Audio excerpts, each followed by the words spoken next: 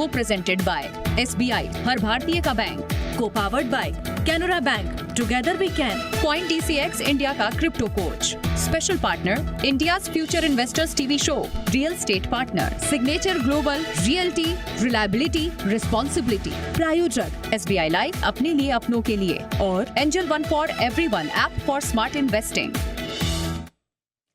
Manish sir, good morning. बहुत बहुत स्वागत है आपका। धन्यवाद सर समय देने के लिए और जी बिजनेस पर आज जुड़ने के लिए। सबसे पहले बजट से करते हैं शुरुआत और उसके बाद बाजार के मूड माहौल पर भी आपसे राय लूंगा। बताएं सर, बाजार के लिहाज से, इकोनॉमी के लिहाज से कैसा लगा बजट? देखिए, इंटरेस्टिंग था बोलूंगा। इसका नतीजा जो है वो पता नहीं, मुझे थोड़ा पर्सनली डिसअपॉइंटमेंट ये है कि एग्रेसिव नहीं था बजट ग्रोथ के लिए। बट इंटरेस्टिंग ये बात है कि बहुत सालों के बाद फोकस इंफ्रास्ट्रक्चर लॉजिस्टिक्स से मूव होके कंजम्पशन गया है। और आप स्टेट बजट और सेंट्रल बजट अब साथ में देखें कि हमने देखा है स्टेट बजट महाराष्ट्र हरियाणा में भी अभी कंजम्पशन की तरफ फोकस ज्यादा रहा है। तो मेरे ख्याल से ये हुआ है कि इतना जो केपेक्स रेलवेज रोड्स में किया है, मे बी उसका जो ग्रोथ मल्टीप्लायर आ रहा था इकोनॉमी में वो सेटिस्फैक्टरी नहीं था। तो मुझे लगता है कि ये एक इम्पोर्टेंट चेंज है पॉलिसी में। बट मेरा थोड़ा ये डिसअपॉइंटमेंट है कि दोनों पे फोकस कर सकते थे, और मेरे ख्याल से अगर फिस्कल डेफिसिट थोड़ा ज्यादा भी होता तो वो मेरे ख्याल से इकोनॉमी के लिए बेटर स्ट्रेटेजी था, रादर देन इतना टाइट फिस्कल कंसोलिडेशन करके। इसमें रिस्क ये है कि आप देख रहे हैं कि ग्लोबली कितनी अनसर्टेनिटी है, अपने मैन्युफैक्चरिंग एक्सपोर्ट्स में कुछ खास मोमेंटम है नहीं।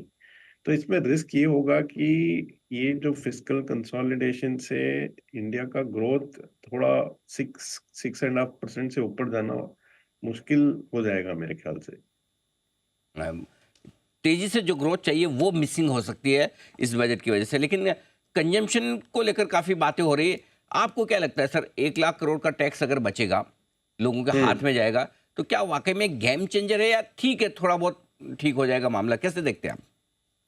देखिए, ये बजट इटसेल्फ से मुझे नहीं लगता बहुत ज्यादा लोगों को फायदा होगा, क्योंकि आप जो टैक्स ब्रैकेट जो है उसका एनालिसिस करेंगे तो मोस्टली 7 लाख टू 20 लाख वालों को फर्क पड़ता है। जो इंडिया में जो नंबर जो है वो कुछ खास ज्यादा नहीं है, may be 1-2 crore type number होगा, जो ऑब्वियसली व्हेन यू सी इतना पॉपुलेशन है उससे ज्यादा फर्क नहीं पड़ेगा। बट मुझे लगता है कि जैसे मैंने कहा कि आप डायरेक्शन ऑफ स्टेट बजट देखें और ये सेंटर बजट भी देखें, आप कंबाइंड देखेंगे तो हमें क्लियरली महाराष्ट्र हरियाणा बजट्स में भी ऐसा मेजर शिफ्ट है कंजम्पशन की तरफ। तो और एक बात यह है कि जनरली ऐसा शिफ्ट 3-4 साल चलता है। तो हमने जब 5-6 साल पहले जब सप्लाई साइड पे फोकस शुरू हुआ था तो वो 3-4 साल मिनिमम चला था।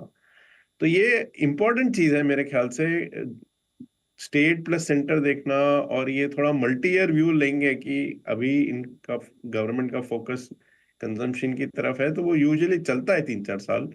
तो मेरे ख्याल से इकोनॉमी का अभी जो फोकस है, इकोनॉमी में जो ग्रोथ ड्राइवर की उम्मीद है वो शिफ्ट हुआ है केपेक्स से कंजम्पशन की तरफ, वो बड़ी चीज है।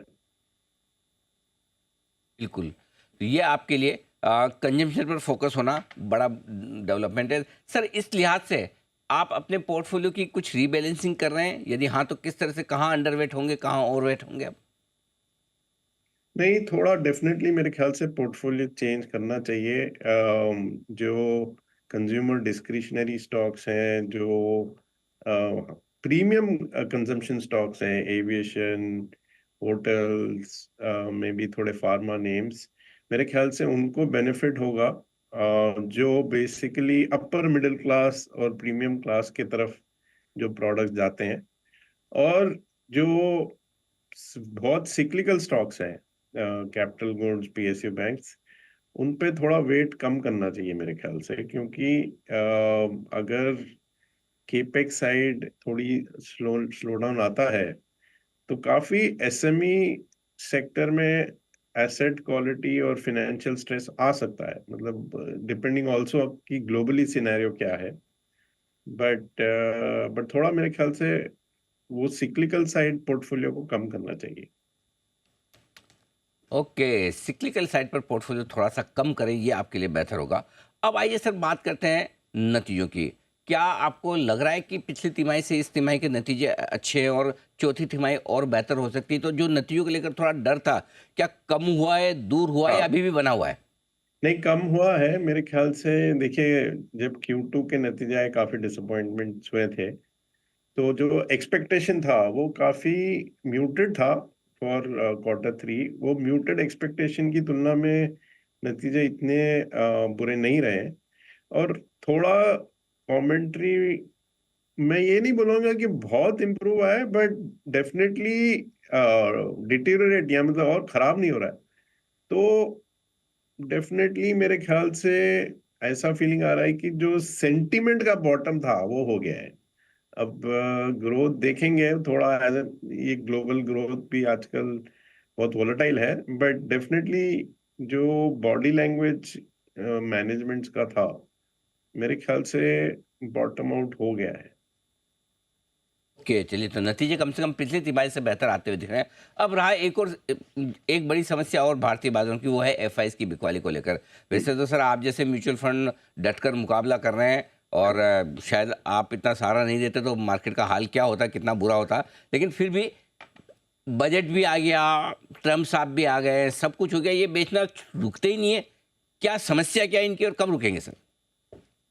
देखिए अनिल जी, हमको ये याद रखना पड़ेगा कि लास्ट 3, 5, 10 साल में इंडियन मार्केट ने जो दूसरे डेवलपिंग मार्केट, जो इमर्जिंग मार्केट हम बोलते हैं, और काफी ग्लोबल फंड्स इंडिया को एक इमर्जिंग मार्केट बास्केट में देखते हैं।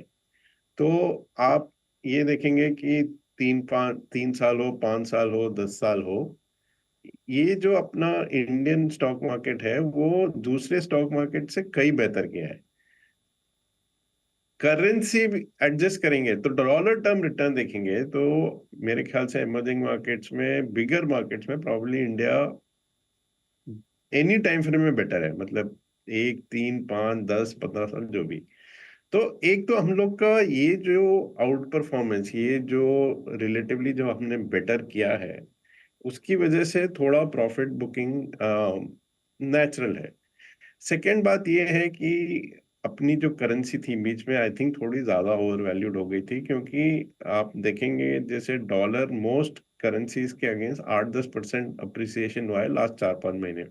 ये एक बड़ा शॉक है इन अ वे ग्लोबल मार्केट्स के लिए, कि डॉलर इटसेल्फ जो रिजर्व करेंसी है वो ऑलमोस्ट 8-10% अप्रिशिएट हुई है अगेंस्ट मोस्ट करेंसीज। तो जब 83-84 हम लोग काफी टाइम वहां थे, तो जो हम लोग का जो आउट परफॉर्मेंस था उस पे प्रेशर है करेंसी का, जो अभी मोरलेस मेरे ख्याल से हो गया है। बट मेरे ख्याल से सेलिंग करेंसी की वजह से और स्टॉक मार्केट की वजह से दोनों कॉम्बिनेशन है। आपको स्टॉक मार्केट खाली नहीं देखना चाहिए, या अगर करेंसी भी ओवर वैल्यूड है तो थोड़ा सेलिंग आना नेचुरल है। तो मेरे ख्याल से क्रंच टाइम अब शुरू होता है, क्योंकि अभी तक जो सेलिंग थी ये थोड़ी करेंसी लेड थी, बट अब जो करेंसी फेयर वैल्यू जोन में आ गई है, अगर यहाँ से अगर एफआई का सेलिंग चलता है तो मुझे बहुत सरप्राइज होगा। अभी तक तो मुझे थोड़ा, मतलब एक्सपेक्ट, आप वर्ड एक्सपेक्टेशन यूज करो या अंडरस्टैंडिंग यूज करो, जो भी, अभी तक तो समझ आ रहा था क्यों बेच रहे हैं, बट अगर यहाँ से अगर एफआई सेलिंग होगी तो वो काफी सरप्राइजिंग होगी मेरे ख्याल से। ये बात सही बात है। तो चलिए, ये एक अच्छी बात आपने बोली कि अब यहाँ से ज़्यादा एफआईज ना बेचे तो बेहतर है। अच्छा सर, अब निवेश के लिहाज से जिनको नया पैसा लगाना है, कहाँ लगाना है, आपको क्या पसंद है? क्या क्या क्या थीम्स, क्या सेक्टर्स आपको लगता है बजट के बाद ठीक रहेंगी? हम लोग को 3-4 थीम्स ठीक लग रही हैं। एक तो आई थिंक हेल्थ केयर ठीक लग रहा है, क्योंकि बहुत डोमेस्टिक साइड और यूएस साइड में रुपी डेप्रिसिएशन का भी बेनिफिट है। डोमेस्टिक साइड में आई थिंक स्ट्रक्चरली एफएमसीजी से ज़्यादा ग्रोथ होना चाहिए, तो वो एक थीम ठीक लगता है। रियल एस्टेट हमको ठीक लगता है, क्योंकि जनरली जो अर्बन सेक्टर्स हैं, जैसे आईटी सर्विसेज हो या जो ग्लोबल कैपिटल सेंटर्स हैं, ये सब ठीक कर रही हैं। अभी ये बजट में भी एक कंजम्पशन स्टिमुलस मिला है, part of it real estate को जाएगा मेरे ख्याल से। मेरे ख्याल से एक थोड़ा short term risk reward trade metals में है, नॉन नॉन स्टील। मतलब मुझे लगता है कि कमोडिटीज थोड़ा बीटन अप है, क्योंकि डॉलर इंडेक्स में 8-10% का इंक्रीज था। काफी अच्छी प्रोबेबिलिटी है कि अभी डॉलर अब गिरेगा मेरे ख्याल से। तो मुझे लगता है कि नॉन फेरस मेटल्स में एक ट्रेड बन सकता है। थोड़े कंज्यूमर डिस्क्रिशनरी नेम है जो प्रीमियम कंजम्पशन के लिए हैं, जैसे एविएशन, पेमेंट सिस्टम्स, ये सब हमको अच्छे लगते हैं। ओके, तो ये सारी थीम्स है जो पसंद है सर को निवेश करने के लिए आज से बजट देखने के बाद। मनीष सर, बहुत बहुत धन्यवाद आपका, आपने समय दिया और विस्तार से बाजार पर बजट पर अपनी राय हमारे दर्शकों के सामने रखी। जल्द आपसे फिर मुलाकात होगी। आज के लिए बहुत बहुत शुक्रिया sir, thank you so much, धन्यवाद थैंक यू। आपका।